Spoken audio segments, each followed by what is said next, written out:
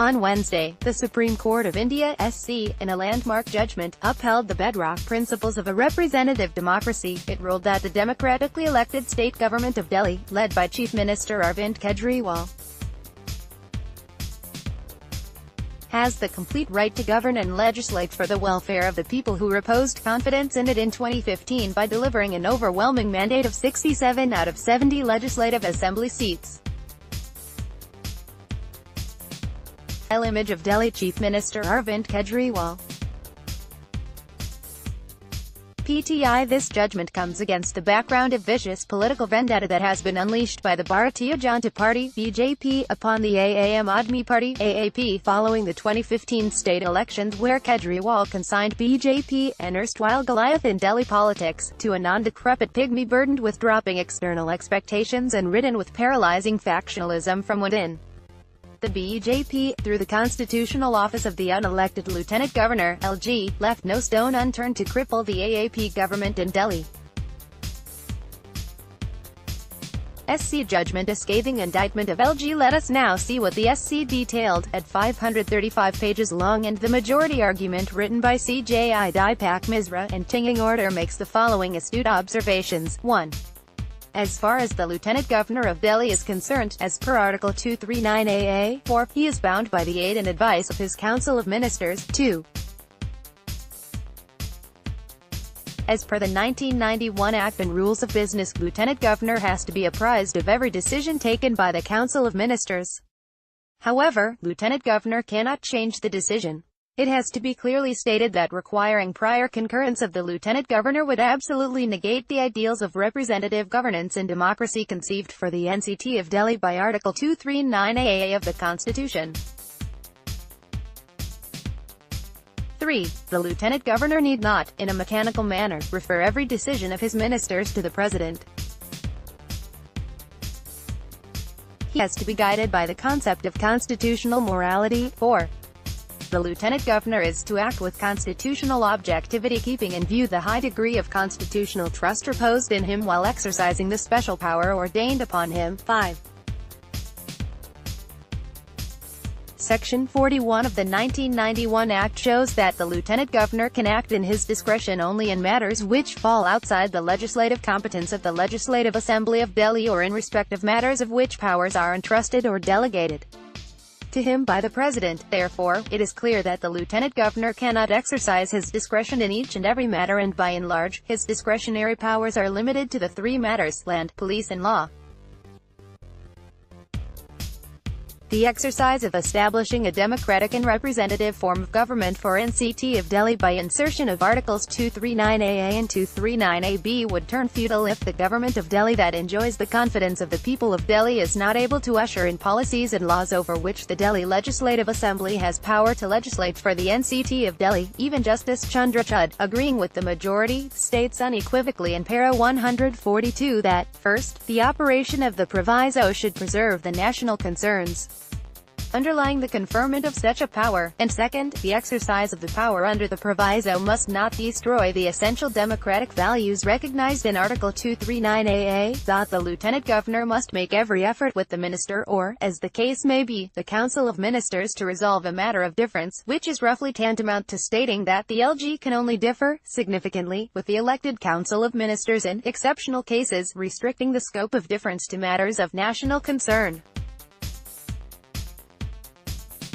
Clearly, the five-judge constitutional bench has favored a purpose of interpretation of the provisos of Article 239 AA, drawing from the concepts of pragmatic federalism, federal balance, constitutional morality, and constitutional objectivity outlined by B.R. Ambedkar and various other committees such as the Siddaramaiah Committee or the Balakrishnan Committee, instead of the more narrow, parochial and frankly, driven more by political concerns than anything else, interpretation favored by the BJP-led central government.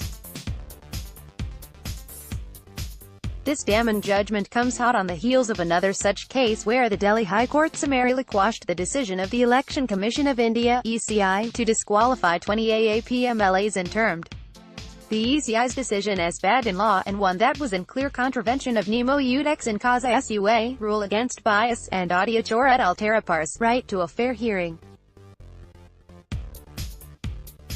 PTI gives precedence to the rule of elected over selected. Delhi has a peculiar and befuddling hierarchical structure of administration.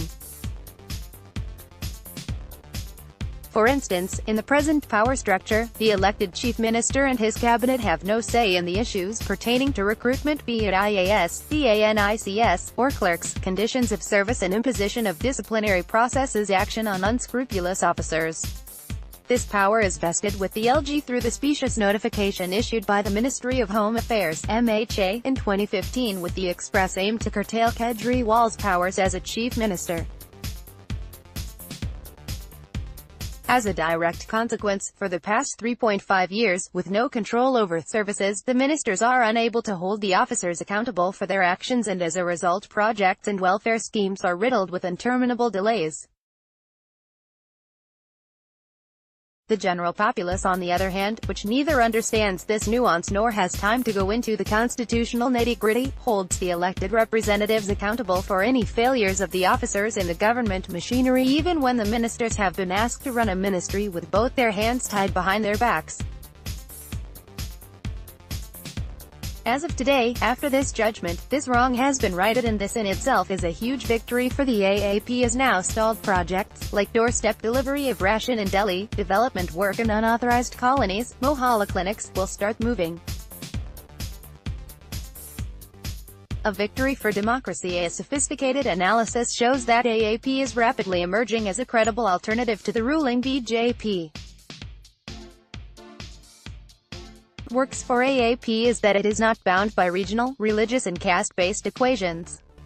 Its egalitarian ideology of welfare for the common man has increased its appeal manifold, to the left, center and right. Other than the BJP, AAP is the only continuously growing party in contemporary India. This is what rattles the BJP, which sees in Kejriwal a worthy challenger, unlike the craven and indolent Congress. And handicapping Kejriwal's government is the best tool in BJP's arsenal, no matter the irreversible harm being inflicted on the constitutional ethos of federalism and the repugnant repudiation of an overwhelming electoral mandate. It is said that even the slightest appearance of misuse of power on part of the constitutional institutions can jeopardize the independence of such bodies. However, the true use of the office of LG has made it as clear as day that the totality and finality with which rules and precedents are infringed upon, left, right and center, without much regard, constitutional norms, or whatever is left of it, under the present political dispensation have become a mere tool of oppression, repression and political vendetta. First Arunachal Pradesh, then Uttarakhand, and now Delhi, BJP has repeatedly tried to play a dangerous and clever by-half-power game, and ended up with egg on its face every single time. Today's judgment was a victory for democracy and a reaffirmation of faith in the judiciary. It is high time the center stops playing fast and loose with basic democratic processes and constitutional norms. Pranav Jain works with the AAP and Delhi government on key issues. He tweets at Pranav142. Click here to follow live updates on AAP LG power struggle. Updated date, July 4, 2018, 6:16 p.m.